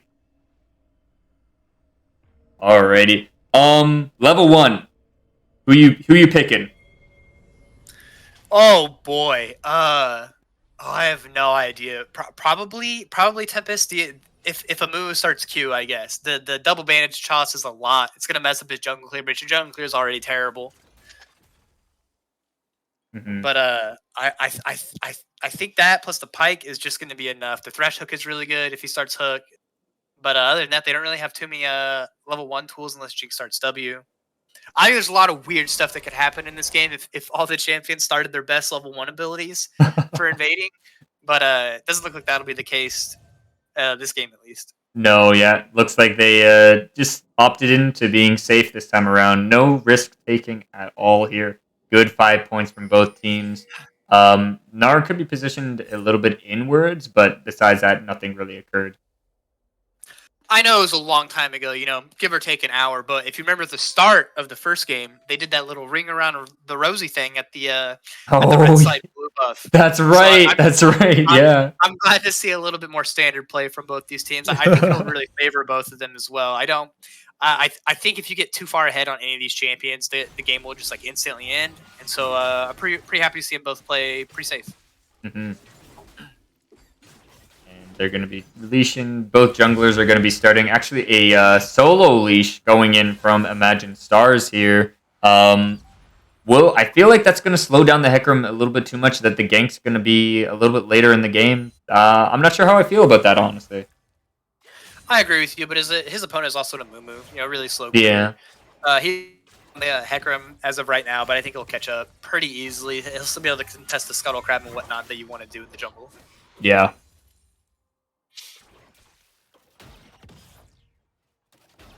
Traditional trading, traditional farming. Everything looks pretty much cut and paste from from the league sites themselves, So, our first dragon's going to be Ocean. Who do you think's going to be favoring to take that one away, or is it just going to come down to which jungler gets which lane ahead? I favor Stars pretty heavily. The Hecarim is just so much damage early on in the game, especially if it's before 6. I don't think Amumu has a chance to even hop his head around the Dragon Pit. I think if they want to take it early, they can just kind of walk up and take it. Jinx, as much as the Varus and Pyke is scary, Jinx has auto push with Q, so she can kind of keep them under the turret if she wants. That's true. That's true. Traditional training happening from both sides, like you were saying before. Jinx is going to be pushing forward. And it looks like Corki is going to be trying to punish the Mumu, but he's run out of mana, so he's going to have to escape there. And then we do see the gank topside, and possibly even a kill here, getting the E knock up onto the Gnar, but he is going to be able to get out and zone out the Yasuo Hecarim, which is really nice. What is going on here? Mumu's just ignoring this man. No respect. I think Mumu doesn't care. I think he has every right to not respect. The Corki doesn't have any mana. He's just auto-attacking the Mumu. So I really like that Hecarim getting top. They didn't get his flash or anything, but it sets a precedent of I will be here, and you need to respect me. Yep. Also, the Corki already being out of mana is might be a big issue. You really need your mana on Corki. The E is really how you trade. You just toggle E whenever, like right before you auto attack. It gives you so much extra damage. And the Q is how you push out the lane. So him without mana, he might be in danger of dying to level 4 Diana here. She did opt in for Ignite instead of Teleport, so she has a lot of kill threat, especially with the Electrocute here. Yeah. Yeah, that's right. I didn't even we haven't even touched on to our summoners this game. Corki running really low here. Kid died to the Ignite. There's the Ignite you were talking about. And that's going to be first blood going over to Imagine Tempest. Yeah, I don't know what happened in the mid lane. We didn't get a good view of it, but he really ran out of his mana pool really fast. He kind of probably just spammed Q on the wave, trying to shove it in. And when you run out of mana, all you have is your auto text. You're not very good at that on Corki this early in the game. Yeah. Dragon coming up in 10 seconds. We do have Reese on the bot side of the map and a Mumu on the bot side of the map there. We have Yasuo looking for a possible fight, but Gnar's going to dodge it with a nice E, actually. I really like to see Stars go for this Dragon here. Corki TP'd back mid. He can kind of just trade his HP with Diana, force her to back. Bottom lane had a push. Diana level 6. She's going to be doing a lot of damage, but she's run out of mana, and Corki is not going to be able to truly respond to that, but does almost fall to the Diana combo. Yeah, he's just so far behind at this point. He lost so much XP by really just being a nuisance to the Mumu, not even really affecting him at all. The Mumu literally just ignored him. He still ended up getting the Scuttle Crab, and he lost what appears to be a really good amount of XP, being down 2 levels like that. Mm-hmm. Tempest are on the first dragon there, and Reese is not in any position to really contest it, so good on them to pick off this. Yeah, as strong as the Hecarim is versus the Amumu, the Diana pressure is just so much now that even the thought of her showing up at that Dragon Pit is just too scary for Stars to even consider it. Ooh, great combo from the Pike and Amumu onto the Thresh is going to delay his back just ever so slightly, but it's still not going to be enough. Yeah, and I really like that. Just making sure the wave pushes into you. You stop his back, and just stops any types of weird shenanigans that happens with the minion wave. They let the wave push into them, and now it's gonna slow push back. So that's all good stuff. We're seeing almost an entirely different game from where we were last game, in the sense of in the first game was much more action. Everyone's fighting. The stops, like the dynamic camera was going absolutely nuts. This game, they're playing it slow, they're playing it proper, and they're really being like it almost feels like the nerves are kicking in. Oh yeah, absolutely. You know that last game, there was multiple spots in the game where we thought either team was super favored to win. Even though the lanes are pretty volatile with the Riven and the Ornn, that's just not the same type of pressure as a Yasuo or a Varus or a Pyke or a Diana. The Riven might spiral out of control, but you still have the Ornn. You know, there's some security there, but really, I mean, if this Yasuo gets going, there's nothing to stop him. If the Diana gets going, she's just gonna kill everybody, and so it's a lot more on the table. It feels like this game. 100%, absolutely, yeah. Let's see. Gold basically even. CS numbers. You were talking about how the Hecarim was going to be able to farm up with the Amumu really quickly, actually, and you can see the CS numbers actually being in his favor this game. Hecarim is kind of like, to me, budget Olaf in the sense of farming capabilities. He really is. The cooldown reduction on his Q is so much. Just having an AoE spammable auto attack essentially is pretty good. I don't like his purchase of the Lucidity boots here. I think I really would rather see him take armor boots. The Varus and the Pyke and the Gnar is just a lot of physical damage, and you're really going to want to be diving in. And so I think just buying some sort of defensive item there. I do like boots purchase on junglers a lot early on. Move speed and attack speed are just by far the best stat you can have on any jungler, and so being able to buy that early is just so key. Mm-hmm. Yeah, I'd be even okay with some of those Merc treads, just like getting that. They have so much CC on the side of Imagine Tempest that having that additional tenacity is really nice. Yeah, I think either defensive boot option I would have been okay with, but I think the Tabby's here is probably just a little bit greedy. I really don't know what he benefits from on the CDR front, but maybe just wants his ghost cooldown up a whole bunch. Who knows? Yeah, maybe. Oh, all and in he's from gone! Yeah. You were saying it before, and you were right. If Diana gets in, then there's no survivability for this this Corki. Yeah, he just doesn't have it. Reese, I don't know if you win these, buddy. Oh, he's going in anyways. Oh, he's going back in. Gets a shutdown. The Sheen auto paid off. That's great. Now, we did see Gnar already use his ulti and his Mega Form onto Yasuo here, so if there's a time for Yasuo to fight, it would be now. Oh, good flash from Nick. There's going to dodge the knockup from the Yasuo and keep him alive for more trades and more farming. Yeah, that was a good flash. There was almost some blood in the top lane, but not quite. The Yasuo kind of just getting better than Gnar here. Gnar already has tabbies. He's still down 15 farm at this point. The Yasuo really just kind of putting him in his place as we thought it was going to happen. Good clear of the minions there. They're going to do some nice damage there, and they are going to be focusing onto the Varus. The Thresh ulti does come out, but the damage coming out from the Varus is so much higher. Is there going to be another kill? Possibly. They do have a Mumu around the corner. They could be going for a turret dive here. Varus needs to be careful. The Jinx no, Pyke! She's no! Oh my, what? No! And the R! And the R?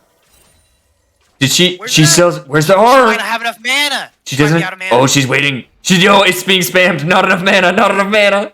No! No! Oh, that's tragic.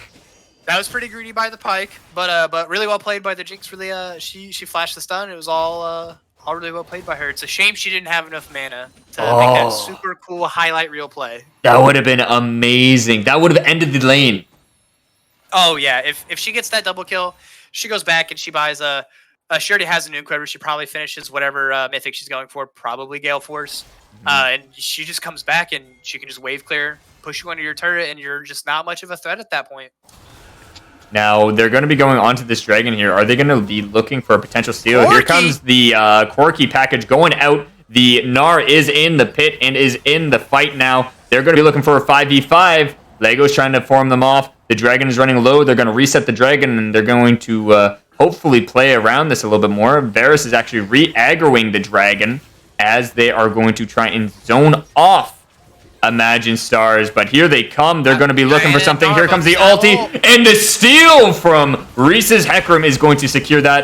Amumu's going to get a nice ulti. Bear's going to be picking up that kill. Nar's going to be picking up the Yasuo, and they're going to be looking for more, possibly even getting Reaver as well. He is going to be in danger. Nice double stun from the Pike. Going to get a double kill on the Jinx onto the Corki. Wow. That is a great performance from Tempest. Great positioning and an amazing control of the entire team fight while that all happened. They did lose the dragon, but they came out on top with the kills. And the ulti does kill the Thresh, but the turret's going to take the life of the Pike. One for one there was a little weird. The Hecarim using his ult was a really big deal. He did get the dragon, but not having that point and click like go in button. You know, you have these squishy carries and Yasuo, Corki, and Jinx, and you when you dive in solo like that, you either need them to be in range or you need the Corki to come in with you, something like that.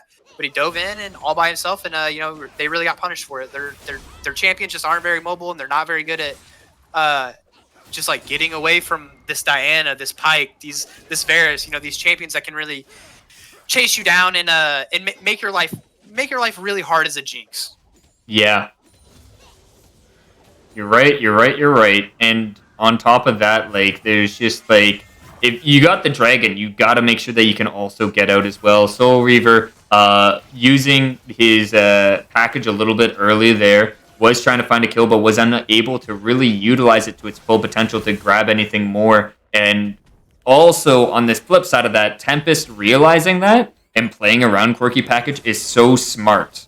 Like, they played the whole fight out really slowly and making sure that it was 100% secured.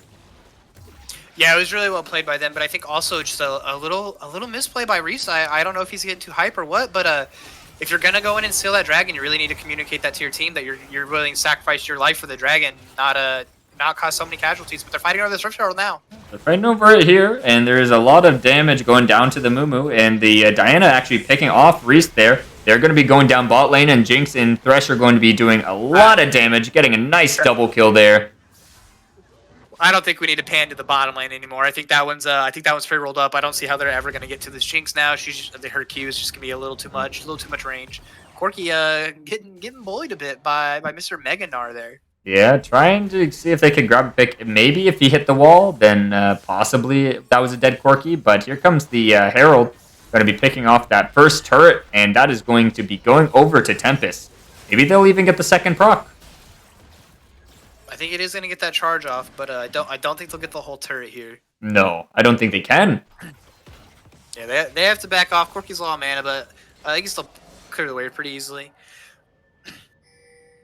I do think from the side of Stars here, their draft is just a little awkward. You do have these carries, and I think now is a big problem for them. You picked three hyper carries and what I assume to be kind of gonna be a tanky Hecarim, but you don't have a front line. So when your Jinx gets really ahead, I can say from experience, whenever you get really ahead on Jinx or Caitlyn or even Aphelios, these really high range, high damage champions, you really just need your team to step up, build space for you. You know, if you can get your autos on Jinx, especially if you can get the resets, you're just going to go off. You're going to kill everybody.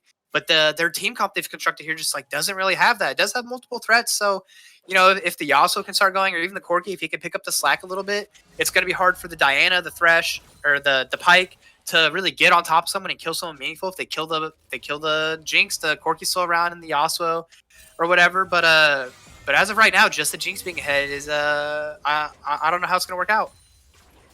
Yeah, it's you said it perfectly. It's just like your win con is Jinx, but you need to have that stable like support system around it, right? So we're gonna see weird one to go for. That one was. Yeah, and we're going to be getting into a fight going into this Varus. Let's see if they get anything. Here comes the Diana. Get a nice ulti. Is going to be trying to go onto the Jinx, but good spacing by them. Pyke going in, grabbing that Hecarim. The Corki is in the back line with the nice package over the wall. Here goes the Immortal Shield Bow, but it is going to be killed down by the Pyke there. Is Jinx going to be able to get more? She does not have enough mana. She's trying to see if she can land a Q, but there's just unfortunate circumstances with these mana issues. Now Mumu's around the corner. Let's see what they can do here. Jinx is posturing forward. They do get the double stun from the Mumu ulti. They're going to be looking for more. They're going to be trying to get something off of this. And Mumu is around the corner. Flashes back in the back line. Getting the Q off. Is going to get the 1 and the 2. The Thresh and the Jinx both fall. And the Dragon is up. It's a disaster in the bottom. You know, it looks so good, but the Corki flank just wasn't enough. And the Jinx running out of mana so quickly. I think she needs to spend a little bit more time in her minigun form. She's been in range a couple of times with the minigun where she doesn't have to have rockets. Mm-hmm. But yeah, that one was it was close, but just didn't go their way. See, Reese does pick up the blue buff here. Is going to be looking for more, possibly even a kill. Corki going forward and is going to be able to get a double kill onto the Pyke and onto the Amumu. The Diana is going to be going and taking out the jungler. No junglers to fight this dragon here. Let's see if Jinx is able to possibly steal it with a rocket. It's not quite up, so maybe they can stall it out a little bit longer. Oh! That was close. They're out. Yeah, that's good. Really don't need your Jinx to spend any more time gray screen here. You really need her to start getting ahead and put her as far away from the Diana as possible. That Diana is a menace right now. Yeah, 5, 1, and 4. She is on fire this game. Beta Lynx is a great middle laner. They saw a good performance on ASOL last game, so really happy to see the versatility of the champion pool that they can really bring here. So yeah, I think I'd like to see Stars set the Jinx in the mid lane. There's no bottom lane turret to take. Mid lane just by nature of being shorter and closer to the middle of the map. You're a lot safer in that lane. You know, if they want to try and gank you, they have to go from weird angles, really long ones. I'd like to see them send the Jinx mid lane, park the Corki in the bottom lane, just try and wave clear, and make your Jinx as safe as possible, and really just feed her a bunch of resources. Great timing from this Amumu. Ganking the Yasuo is going to be the demise of him. There's really no escape, and it's just going to be like, who's going to take the kill? And yeah, Nick that one was picking a that little one awkward. up. Yeah. So I think the Yasuo is just running out of time. The Nara is really starting to outscale him. You get the Divine Center, you have the Tabbies. Tabbies are so good against Yasuo. Blocks both his auto attacks and his Q, which is just you know, really all the champion does. That the item's really good against him, and I think Yasuo, he just he didn't extend his advantage enough. yeah, and unfortunately, like you said it, you really wanted that jungler to be up there, and I think Reese was only been really able to honestly get one gank off topside there. So but we're gonna see a gank bot side going to be taking out Legos there, overextending, going into the enemy tri-bush there, and is not going to be able to escape. You know, I think if he killed that pink ward there, I'm 100% sure he would have typed in all chat worth. But he didn't even get the ward there, so a little bit of a disaster. Yeah. Now, we're seeing a larger gold lead going over this side of Tempest. What are the next stops that they need to take to really secure this game? And then on top of that, what's the flip side? What do Stars need to do to get back into the game? Like I said, I think you just need to park the Jinx mid lane, make her as safe as possible, clear waves. Maybe even at this point, start giving her jungle camps. You just need her to be so fed. Not only does she have to be able to not die to the Diana, not get flanked by the Pyke, not get flanked by the Amumu, she also has to be able to kill the Amumu and the Mega Gnar. She needs so many items right now. She needs so much safety from her team, and I think the whole game is going to come down to whether the Jinx can do it or not. Yeah, good gank coming in from Reese is going to get the shutdown and going over to the Corki, but immediately stopped by Pyke. I don't think he's going to be able to escape from this one either. Double kill going over to Pyke, and a lot of money going over to this Amumu. Yeah, I said it was all about the Jinx, but the Corki has started to pick up some kills here. He's got 4 kills under his belt now, 6 deaths. Maybe it's a few too many, but you get him some gold too. He can start poking out people. With the magic damage crits are so big on Corki. The only champion that can deal magic damage crits. It's insane. You get him going. He's a little shorter range. He's a lot more susceptible to the Varus and the Diana, but I think it's really up to one of them. I think the Yasuo is just a little doomed. I don't think he can ever get strong enough to take on the Diana now. Yeah, they do get that early Baron, 21-minute Baron, actually. So that's going to be really nice for them. Really utilizing and going in for these like snowbally positions for themselves. And it's just going to keep getting harder and harder for Stars to really stay alive as they're just right now being suffocated. Yeah, got some action in mid lane. Pyke dead again. Pyke's dead. Shutdown going over to Yasuo. That's nice. That's stuff you like to see. Those picks are amazing for Stars. Yeah, I think this was good from both teams. Tempest walked up and took the Baron like this. You have to force something. I think they could have done it a little cleaner. We won't get into specifics, but really good instinct to just walk up and take the Baron. And the same can be said back for Stars here. They lost the Baron, and they still saw that they had the instinct to go onto the Pyke and the Varus sitting in the mid lane by themselves, completely unprotected. Yep. Now we do have Dragon coming up in 15 seconds. There, we do have Stars having a lot of prio to get these wards, get that scuttle. So hopefully they can use this to their advantage. Yeah, Jinx has she's got 2 items now. She went Hurricane second. I think I would have rather seen Lord Doms. The enemy team has a lot of melee, but I think if they're in melee range, like of you, you're just gonna die anyway. So I think I would have rather seen Lord Doms try and help her just kill the Amumu and the Nards a little bit faster. If they have like a weird clumped up fight and she's picked here. She got picked, and they got the Dragon. Have the cake and eat it too, as they're gonna be reaping the rewards. As they're going to be going down, getting 1 kill, getting 2 kills, getting 3 kills, and possibly even 4. Down goes the Corki. Diana picking up a double. That is going to be a 4-for-0 exchange as they also get the Dragon, which is going to be amazing. Again, not a cloud in the sky. We got Infernal Soul coming. They're on Soul Point now.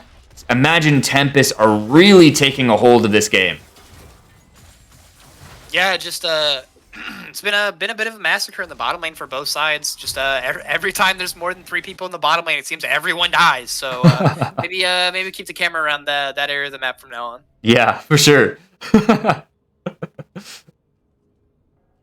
Now, there's a lot of win cons for Imagine Tempest here. Wait, hold on.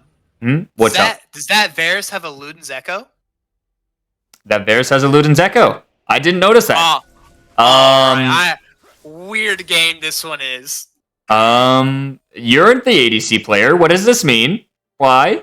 I cannot describe what this man's brain is like. Okay. I'm too small brained. Okay. This is a masterpiece. Does this work? Is this what you do? Is it? I've never seen this on any professional game, any solo queue game, really with my eyeballs at all. Never seen this one. He does have a little bit of AP scaling, but sorry to interrupt you, but it looks like they got a nice engage coming in from you. Is going to get a 2-man stun from the Amumu, going to be picking up the Corki, going to be picking off the Thresh there, and they're going to hopefully even get the Yasuo. Nice stun. Amumu going over the wall. He's just kind of sitting there. I'm not sure if he has a way out. He's going to have to walk out through a turret. Here comes a Hecarim, is going to be picking off that kill, but they are going to be turret diving, picking up onto the Jinx, and they're going to be ulting down onto the Hecarim. A nice kill, and maybe even an endgame situation for them, as they have the minions in the mid lane, in the top lane, so possibly 2 inhibitors into endgame scenario, but who knows? The timers are pretty short, and Corki and Thresh are coming up in about 5 seconds. Yeah, they'll definitely get the 2 inhibs here, which is pretty big. It's about that time in the game where you really want to take an inhib. You don't want to take it too early. This is right at a good time. But it's really nice to see them come back from last game where it was pretty back and forth, and really put the no breaks in this one. They see hero, they kill hero this game around. Yeah, great performance by them. They're doing a great job this game, really suffocating their opponents, really just applying the pressure. And again, their macro play is something to watch out for. Their macro play has been so good. You saw it even last game where they were so far behind, but they were able to out macro, out position, and really take control in that aspect. All right, update on the Varus. He's got a needlessly large rod now. Okay. So he is building more AP. It's not just Ludens. Is that a Horizon focus? Is he building a Horizon focus right now? I'll tell you what. I'm an carry main. I don't know what that item builds out of. No idea, but maybe a little Zoe style action in here. Yeah. What's Varus's AP ratio? What is the AP ratio on his kit? His W, it has an on-hit effect. Okay, and I'm pretty sure his E does too. I don't know. I never look at them. What Legos did is, I believe, what we call illegal. He just walked into two of them, killed the Yasuo, and walked away. Getting away with it. Honestly. And good thresh hook, and the ulti from Varus does hurt a lot more with that AP ratio. That's for sure. That was a big Ludens proc there. Yep. Yeah, the Reese is going to be trying to pick up the pieces there, but there's going to be trying to catch that Pike, but unable to do that. Nice double kill underneath the turret, and that is going to be another inhibitor for them as they are going to forcefully make their way into the Nexus and possibly even end the game from here. Yeah, they're definitely going to try. They still have about 30 seconds on Corki and Jinx here. Yeah, maybe Yasuo does the cool 1v5 play. He does have the Pike missing. If but there was a time, this is it. Unfortunately, he will be CC'd down and then put to rest as they do take the second game. Team Tempest coming out on top. Imagine that. Imagine losing to an AP Varus.